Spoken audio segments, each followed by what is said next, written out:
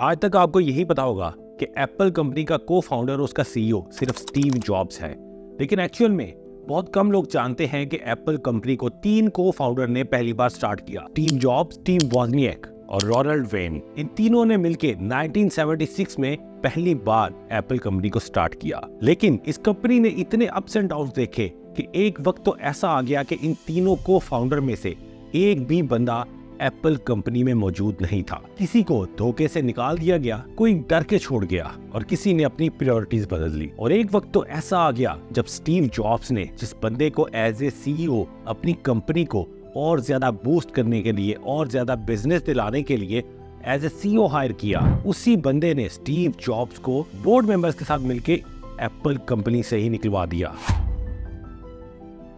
और फिर एक ऐसा वक्त भी आ गया जब इसी एक सीईओ की वजह से एप्पल कंपनी बैंकरप्सी तक पहुंच गई और बोर्ड मेंबर्स को आखिरकार उसको भी कंपनी से निकालना पड़ा। कौन था वो इंसान और कौन थे बाकी 2 को फाउंडर्स एप्पल कंपनी के? कैसे और क्यों निकाला गया स्टीव जॉब्स को एप्पल से, और कैसे कमबैक हुआ स्टीव जॉब्स का, और कैसे आज एप्पल वहां पहुंच गया जिस बुलंदी पे ये है? कौन सा ऐसा डिसीजन था स्टीव जॉब्स का जिसने इस कंपनी को बदल के रख दिया?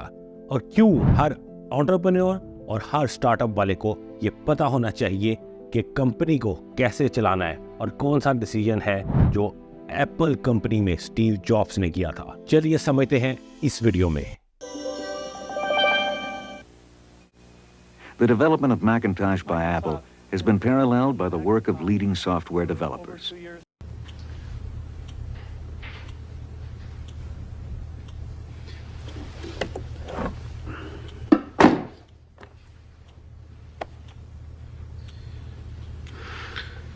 तो जैसा कि मैंने आपको बताया कि एप्पल कंपनी सिर्फ स्टीव जॉब्स ने नहीं बल्कि 3 को फाउंडर ने स्टार्ट किया था। नंबर 1 स्टीव जॉब्स, जो कि कंपनी की मार्केटिंग और प्रोडक्ट डिजाइन देख रहे थे। नंबर 2 स्टीव वॉजनिएक, जो कि कंपनी के टेक्निकल जीनियस और मेन इंजीनियर थे। और नंबर 3 पे रोनाल्ड वेन, जो कि सारी की सारी एडमिनिस्ट्रेशन देख रहे थे। और यही वो बंदा है जिसने पहली बार एप्पल का लोगो भी डिजाइन किया। कंपनी का मेन मोटिव था नई नई इनोवेशंस करना और बेस्ट टेक्नोलॉजी दुनिया के लिए सामने लेके आना। और इसी को देखते हुए इन्होंने सबसे पहले एप्पल 1 के नाम से एक कंप्यूटर लॉन्च किया। लेकिन ये उस वक्त के लिहाज से काफी ज्यादा डिफरेंट चीज थी और बिल्कुल भी कमर्शियली सक्सेसफुल नहीं हुआ। लेकिन एप्पल कंपनी यहीं नहीं रुकी और 1977 सिर्फ 1 साल बाद एप्पल 2 के नाम से इन्होंने अपना दूसरा कंप्यूटर लॉन्च कर दिया। ये साइज में काफी कॉम्पैक्ट था तो इसको माइक्रो कंप्यूटर भी कहा गया और ये कमर्शियली सक्सेसफुल भी हुआ और इसकी मास प्रोडक्शन भी की गई और 4 से 5 साल तक ये लगातार सक्सेसफुल रहा। और फिर 1983 में एप्पल लीसा के नाम से एक महंगा और एडवांस कंप्यूटर लॉन्च किया जो अपने वक्त के लिहाज से काफी ज्यादा आगे था और लोगों को इसकी समझ नहीं आई और ये कमर्शियली सक्सेसफुल ना हो सका और ना ही इसकी मास प्रोडक्शन की गई। लेकिन इसके 1 साल बाद ही 1984 24 जनवरी एप्पल लॉन्च करता है अपना मैकिन्टॉश, जिसने पहली बार एप्पल के दिन बदल दिए। ये पहले से भी ज्यादा कंप्यूटर से सक्सेसफुल हुआ और इसके इतने यूनिट्स बेचे गए, इतनी मास प्रोडक्शन की गई जितनी लास्ट 2-3 कंप्यूटर्स की नहीं की गई थी। और इसके पीछे थी एप्पल कंपनी की एक clever advertisement. On January 24th, Apple Computer will introduce Macintosh, and you'll see why 1984 won't be like 1984.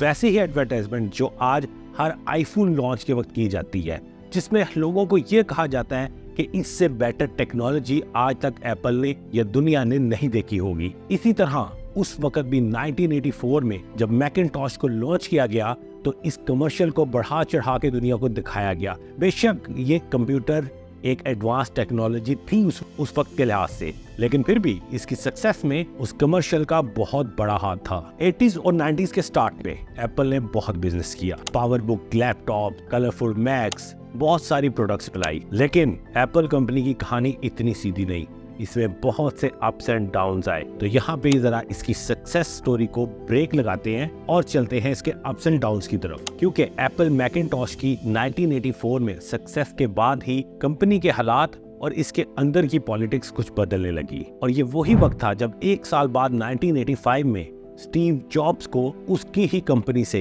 निकाल दिया गया। लेकिन इस सब की शुरुआत बहुत पहले से ही हो चुकी थी। हालात कुछ ऐसे थे कि 1976 में जब एप्पल कंपनी को स्टार्ट किया गया तो इसके थर्ड को फाउंडर रोनाल्ड वेन, इन्होंने सिर्फ 12 दिन बाद अपने जो 10% शेयर्स एप्पल कंपनी में थे उनको $800 में स्टीव जॉब्स और स्टीव वॉजनियाक को बेच दिया, क्योंकि वो किसी भी किस्म का फाइनेंशियल रिस्क नहीं लेना चाहते थे। इसीलिए उन्होंने सिर्फ पहले 12 दिनों के अंदर अंदर, कंपनी लॉन्च करने के पहले 12 दिन के अंदर अपने शेयर्स बेचे और साइड पर हो गए। बाद में जब एप्पल सक्सेसफुल हुई तो उनको इस चीज का काफी ज्यादा रिग्रेट भी हुआ, और एप्पल 1 और एप्पल 2 ये दोनों कंप्यूटर उनके बाद ही लॉन्च हुए, उनके बाद ही इसको सक्सेस मिलना स्टार्ट हुई। ये तो थे इसके थर्ड पार्टनर, थर्ड को फाउंडर। बात करते हैं दूसरे को फाउंडर की, स्टीव वॉजनियाक, जो काफी देर तक स्टीव जॉब्स के साथ एप्पल कंपनी में काम भी करवाते रहे और बहुत सी इनोवेशन और बहुत सी टेक्नोलॉजी पे उन्होंने काम किया। ये ही कंपनी के मेन टेक्निकल जीनियस और इंजीनियर भी थे, और एप्पल 1 और 2 की सक्सेस पे और उसको बनाने में सबसे बड़ा हाथ भी इन्हीं का ही था। लेकिन 1981 एप्पल 2 और लीसा कंप्यूटर की इनोवेशन के दरमियान का अरसा, जब कंपनी एप्पल 2 को मास प्रोडक्शन करके कमर्शियली बेच रही थी, उस दौरान होता है स्टीव वॉजनियाक के साथ एक इंसिडेंट, और वो था एक प्लेन क्रैश। 1981 स्टीव वॉजनियाक इस प्लेन क्रैश में बस्ट हो जाते हैं, लेकिन इनको काफी सीरियस इंजरीज थी और इनका मेमोरी लॉस का भी प्रॉब्लम स्टार्ट हो गया। लेकिन कुछ अरसे बाद ही इन्होंने इससे रिकवर कर लिया। पर जब ये एप्पल कंपनी में वापस आए तो इनकी प्रायोरिटीज काफी ज्यादा बदल चुकी थी। कंपनी अब इनोवेशंस के साथ साथ बिजनेस पे भी काफी ज्यादा ध्यान दे रही थी, बल्कि ऐसा कहा जाए कि इनोवेशन से ज्यादा बिजनेस पे ध्यान दे रहे थे। चीजों को बेचने पे ज्यादा ध्यान था और नई से नई टेक्नोलॉजीज कम बन रही थी। और इसकी वजह ना स्टीव जॉब्स से और ना ही स्टीव वॉजनियाक, इसकी वजह था वो ही तीसरा बंदा जिसके बारे में मैंने आपको स्टार्ट में बताया था, जिसने स्टीव जॉब्स को कंपनी से निकलवाया। सेकंड पार्टनर स्टीव वॉजनियाक ने डिसीजन लिया कि वो अब ज्यादा से ज्यादा ध्यान अपनी पर्सनल हेल्थ और हैप्पीनेस पे देंगे, और उन्होंने अपनी प्रायोरिटीज बदल ली।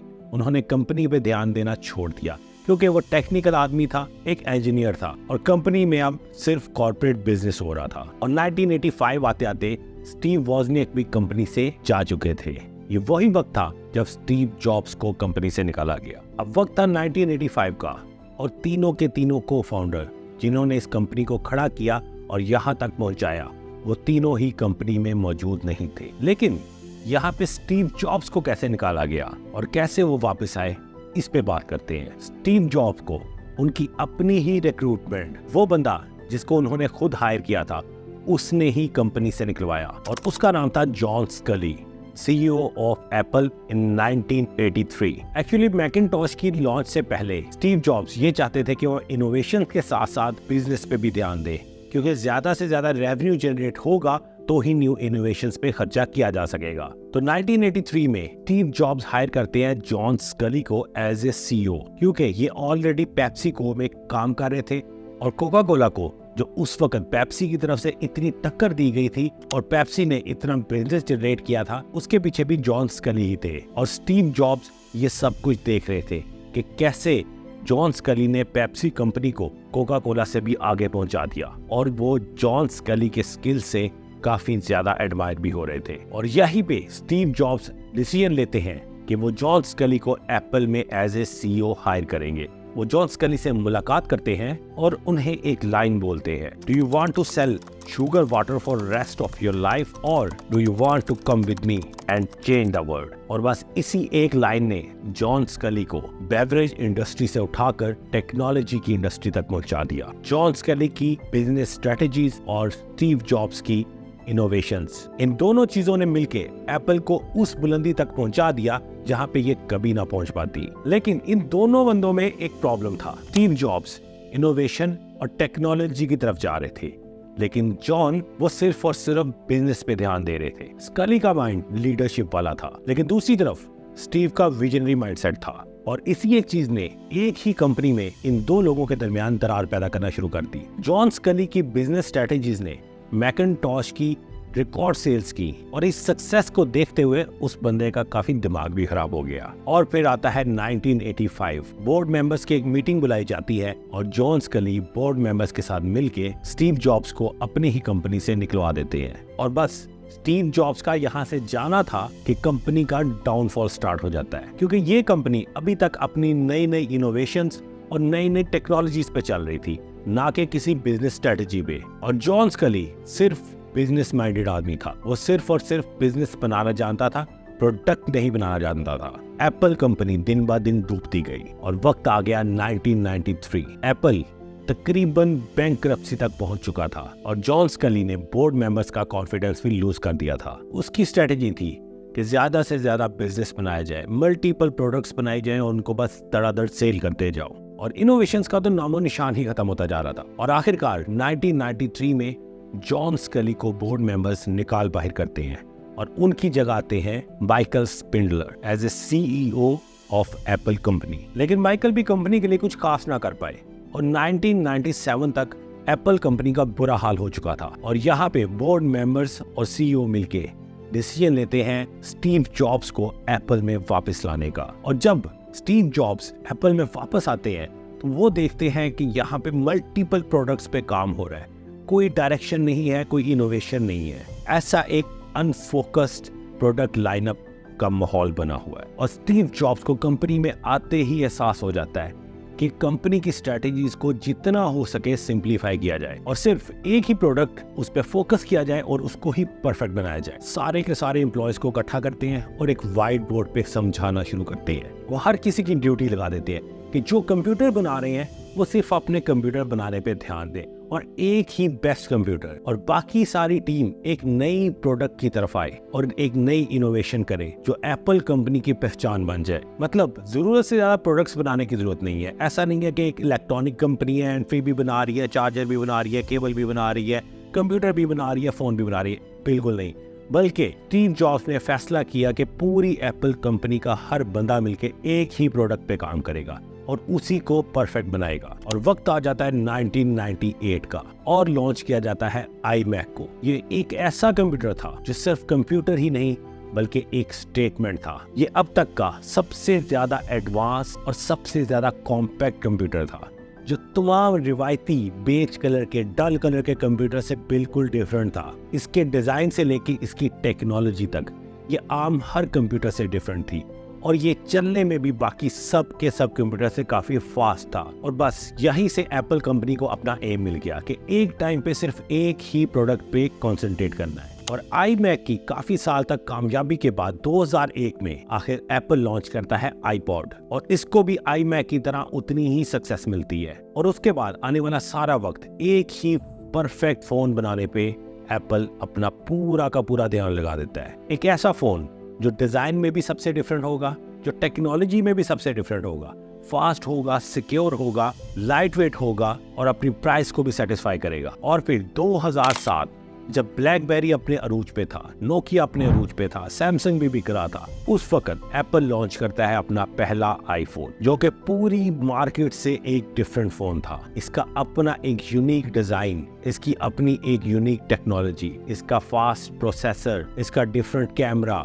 ये पूरी की पूरी मार्केट हिला के रख देता है। इसमें अपनी एप्पल ऐप्स थी और इसका अपना एप्पल आईडी था। और कौन जानता था कि यही आईफोन आने वाले वक्त में दुनिया का सबसे ज्यादा सक्सेसफुल और नंबर 1 फोन बनने वाला। पहले आईफोन का कैमरा सिर्फ 2 मेगापिक्सल था, लेकिन ये अपनी लाइन के उस वक्त के मौजूद फोनों में सबसे ज्यादा बेहतर काम कर रहा था। कोई अगर 12 मेगापिक्सल भी क्लेम कर रहा था, तब भी ये 2 मेगापिक्सल उन सब फोन से बेटर था। इसकी 4 से लेकर 8 और 16 GB तक स्टोरेज ऑफर की गई और सिर्फ 128 MB की मेमोरी के साथ, रैम के साथ ये उस वक्त का फास्टेस्ट फोन बन गया। और सिर्फ 1 साल बाद ही एप्पल अपना एप्पल स्टोर भी लॉन्च कर देता है, यानी कि अब एप्पल स्टोर पे आउटसाइडर ऐप्स को भी अलाउ किया जाने लगा। और वक्त आ जाता है 2010 का, जब आईफोन 4 और सीरी को एक साथ लॉन्च किया जाता है, जो एप्पल की एक और पहचान बन जाता है। एप्पल कंपनी हर आते दिन के साथ ज्यादा से ज्यादा बिजनेस करती जा रही थी, बेटर से बेटर फोन मार्केट में लाती जा रही थी। और 2014 में आईफोन 6s, जो अब तक का आईफोन की जितनी भी कैटेगरी थी उसका सबसे बड़े साइज का फोन था। ये रिकॉर्ड सेल्स करता है। मतलब हर आते वक्त के साथ, हर आते फोन के साथ एप्पल कुछ ना कुछ ऐड करता ही जा रहा था। जैसे 2017 में जैसे ही आईफोन एक्स आया तो एप्पल ने अपना होम बटन ही खत्म कर दिया और स्क्रीन को और ज्यादा जगह मिल गई। और जैसे ही 5G टेक्नोलॉजी आई, आईफोन 12 के साथ ही इसको भी ऑफर करना शुरू कर दिया और आज आईफोन की रिकॉर्ड सेल्स है। इसका सिर्फ 48 मेगापिक्सल कैमरा दूसरे फोन्स जो 108, 120 या कितना भी मेगापिक्सल का कैमरा ऑफर करते हैं, इसका 48 मेगापिक्सल कैमरा उनके कैमरों से कहीं ज्यादा बेटर होता है। इसके प्रोसेसर, इसका चिपसेट बाकी सबसे ज्यादा फास्ट चल रहा है और यही वजह है इसकी सक्सेस की। आज कोई कितना भी अच्छा कैमरा अपने फोन में डाल दे, लेकिन जब भी कोई व्लॉगिंग या वीडियो बनाने की बात आती है वहां पे हर कोई एप्पल को ही चूज करता है, आईफोन को ही चूज करता है। और ये बात बहुत कम लोग जानते हैं कि इसका जो फेस डिटेक्शन सिस्टम है, जो सिक्योरिटी फीचर है, जो एप्पल का बहुत ज्यादा माना जाता है, बहुत कम लोग जानते हैं कि इसके अंदर कौन सी टेक्नोलॉजी यूज की जा रही है। सबको यही लगता है कि ये कैमरे से आपकी फोटो लेता है या आपकी वीडियो बना के उसी से डिटेक्ट करता है और फोन को अनलॉक कर देता है, लेकिन इसमें दुनिया की एक महंगी टेक्नोलॉजी जो कि लाइडार टेक्नोलॉजी है उसको यूज किया जा रहा है, जो आपके फेस की 30,000 डॉट्स के साथ मैपिंग करता है। मतलब ये ऐसा नहीं कि सिर्फ आपकी वीडियो देख के फोन अनलॉक कर दिया जाए, बल्कि आपके फेस पे कौन सा पॉइंट कहाँ मौजूद है उससे ये मैपिंग की जाती है। लाइडर टेक्नोलॉजी के ऊपर हम एक अलग से वीडियो बनाएंगे क्योंकि ये बहुत ही लंबा टॉपिक है, लेकिन मैं आपको बता दूं ये वही टेक्नोलॉजी है जिससे ग्राउंड की मैपिंग की जाती है। अक्सर आपने नेशनल ज्योग्राफिक और डिस्कवरी जैसे चैनल्स पे साइंटिस्ट और एंशिएंट सिविलाइजेशन ढूंढने वाले लोगों को लाइडर टेक्नोलॉजी का यूज करते हुए देखा होगा। वही टेक्नोलॉजी एप्पल फोन में, आईफोन में यूज की जा रही है फेस डिटेक्शन सिस्टम के लिए, जिसको आप फेस आईडी कहते हैं। बाकी ये कोई टेक चैनल नहीं जहाँ पे इसकी टेक्नोलॉजी के बारे में बहुत लंबा डिटेल में बताया जाए। यहाँ पे मिलेंगी आपको हिस्ट्री से लेके फ्यूचर तक की ऐसी इंटरेस्टिंग वीडियोस जो आपका टाइम कभी जाया नहीं होने देंगी, बल्कि आप हर वीडियो से कुछ ना कुछ सीख कर जाएंगे। तो अगर आपको एप्पल कंपनी की ये हिस्ट्री में कुछ भी नया जानने को मिला है तो इस चैनल को सब्सक्राइब कर लें, इस वीडियो को लाइक कर लें, अपने दोस्तों के साथ शेयर जरूर करें और कमेंट्स में अपनी राय जरूर दीजिएगा कि आपको आने वाले वक्त में इस चैनल से किस तरह की वीडियोस चाहिए। अभी हम मिलेंगे आपको एक नई वीडियो में एक नए टॉपिक के साथ। Thank you for watching.